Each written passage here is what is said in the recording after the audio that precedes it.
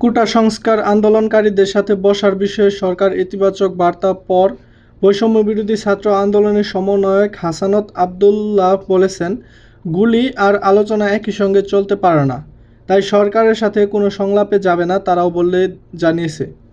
তিনি বৃহস্পতিবার 18 জুলাই দুপুরে সংসদ ভবন এলাকা ব্রিফিংয়ে আইনমন্ত্রী জানান, কোটা আন্দোলনকারীদের আলোচনা প্রস্তাবকে স্বাগত জানাই। তাদের সঙ্গে আলোচনা করতে আইনমন্ত্রী আনিসুল হক ও শিক্ষামন্ত্রী মহিবুল হাসান চৌধুরী নওফেলকে দায়িত্ব দিয়েছেন প্রধানমন্ত্রী শেখ হাসিনা।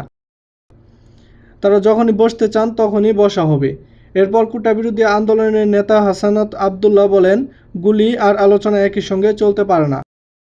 এদিকে ব্রিফিংয়ে কোটার বিষয়টি দেশের সর্বোচ্চ আদালতে রয়েছে উল্লেখ করে আইনমন্ত্রী আনিসুল হক জানান, কোটা নিয়ে আপিল বিভাগে আগামী 7 আগস্ট শুনানির দিন নির্ধারিত আছে।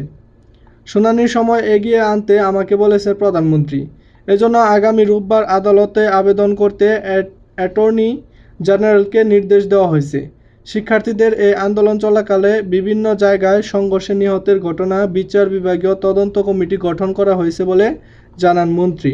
অপরদিকে বৃহস্পতিবার 18 জুলাই দেশের বিভিন্ন জেলায় একাধিক নিহতের খবর পাওয়া গেছে।